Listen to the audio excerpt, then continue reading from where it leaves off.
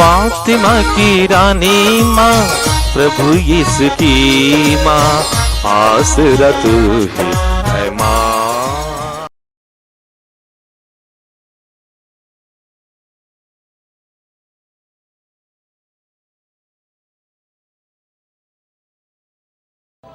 पहला पाठ प्रेरित चरित्र, अध्याय 15, पद संख्याएं 22 से 31 तक।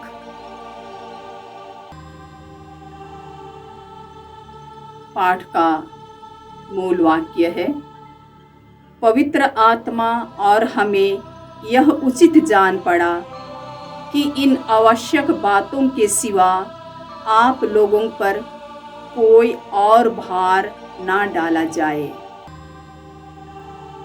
सारी कलीसिया की सहमति से प्रेरितों तथा पुरोहितों ने निश्चय किया कि हम में से कुछ लोगों को चुनकर पौलुस तथा बरनाबस के साथ अंताकिया भेजा जाए।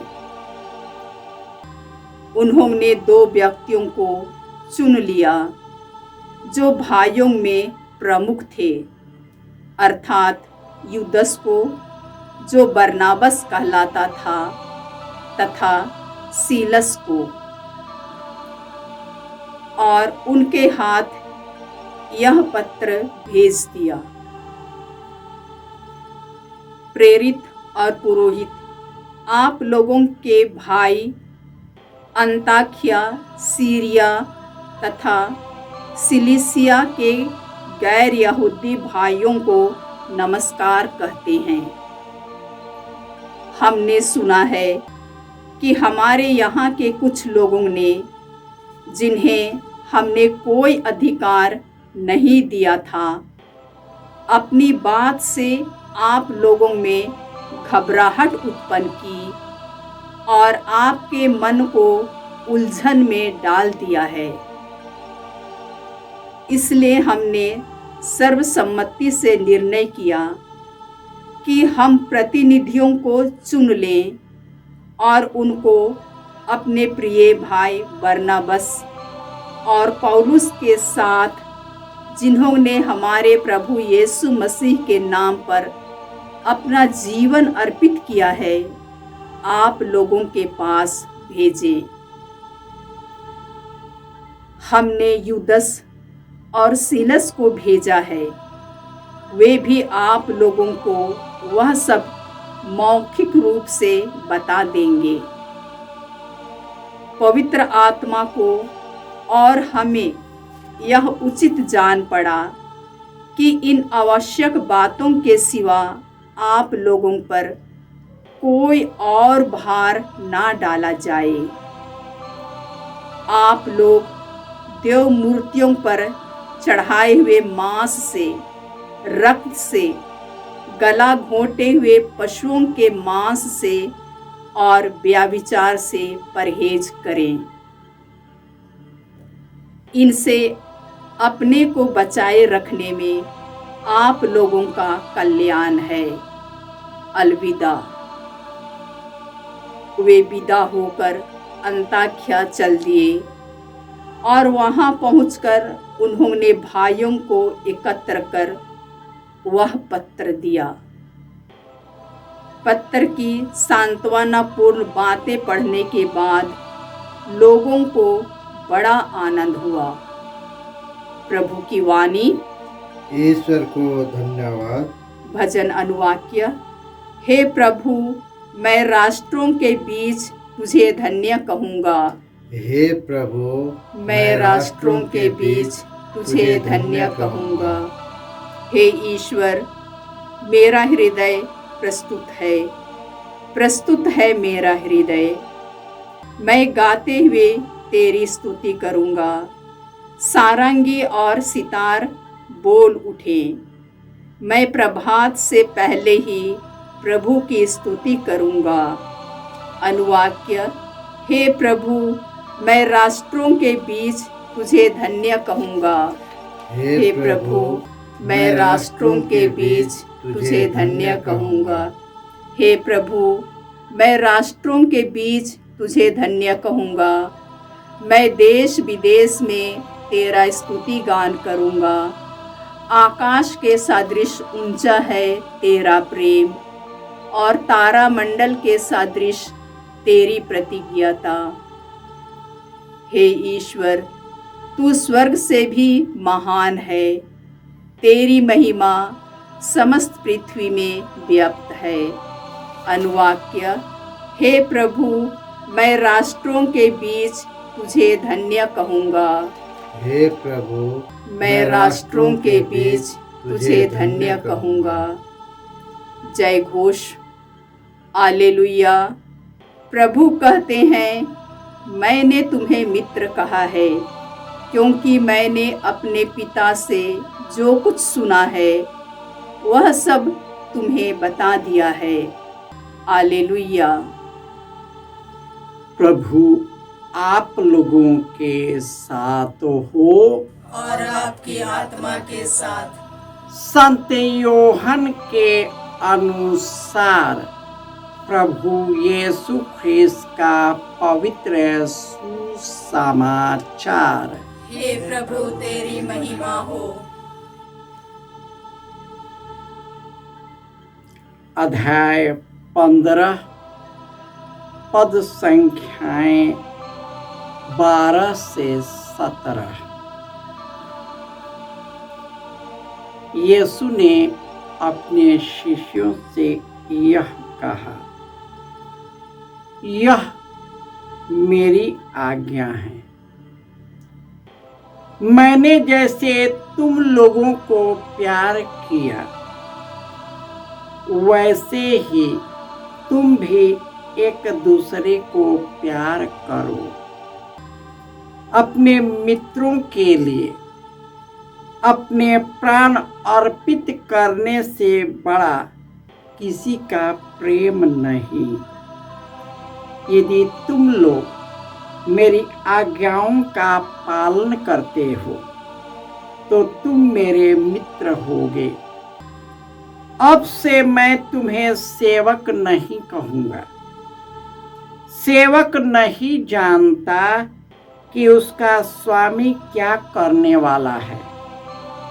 मैं तुम्हें मित्र कहा है, क्योंकि मैंने अपने पिता से जो कुछ सुना है वह सब तुम्हें बता दिया है। तुमने मुझे नहीं चुना, बल्कि मैंने तुम्हें चुना और नियुक्त किया है, जिससे तुम जाकर फल उत्पन्न करो और तुम्हारा फल बना रहे। तब तुम मेरा नाम लेकर पिता से जो कुछ मांगोगे वह तुम्हें वही प्रदान करेगा। मैं तुम लोगों को यह आज्ञा देता हूँ, एक दूसरे को प्यार करो। यह प्रभु का सुसमाचार है।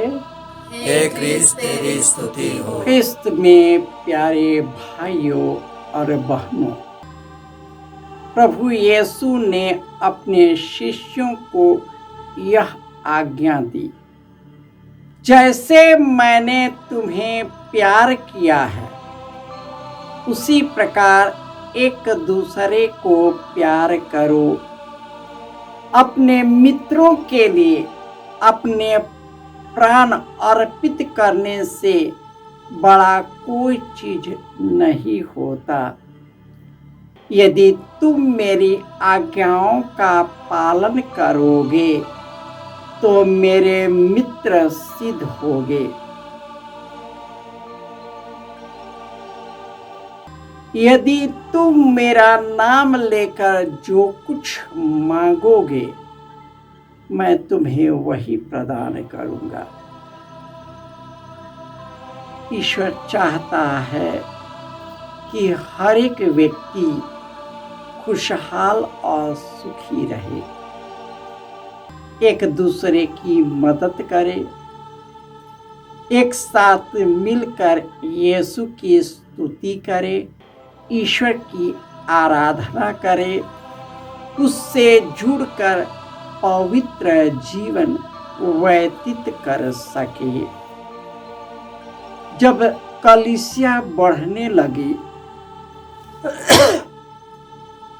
और कई प्रेरितों का मांग होने लगा, तब प्रेरित और पुरोहितों ने निश्चित करके पौलुस और बरनबास के साथ उन्हें अंताकिया भेजा और उन्होंने यूदस याना बरअब्बस और सीलस को भी पत्र लिखकर भेजा और वे सभी पवित्र आत्मा द्वारा संचालित जीवन जीते थे। और उसने कहा, तुम पवित्र आत्मा को ग्रहण करो।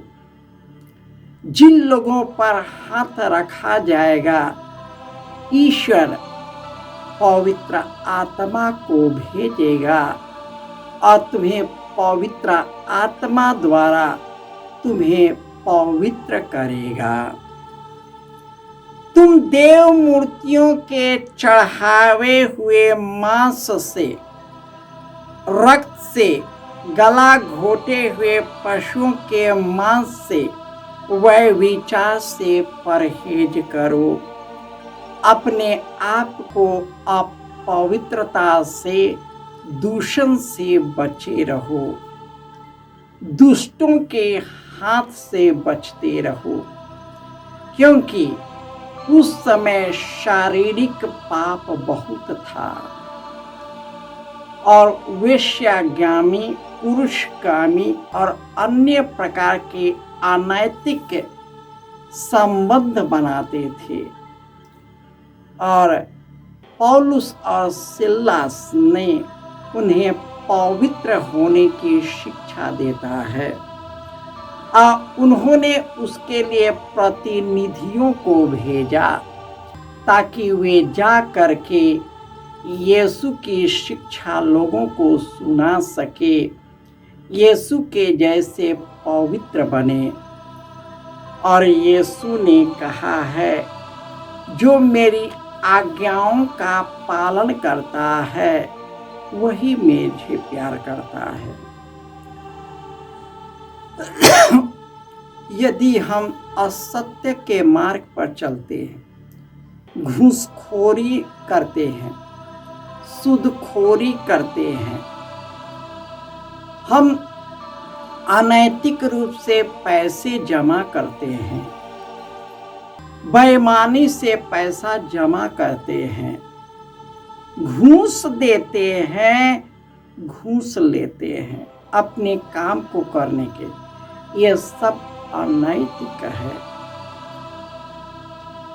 संसार के लोग इसी को बढ़ावा देते हैं, लेकिन यीशु इसके विरुद्ध में चलने को कहते हैं।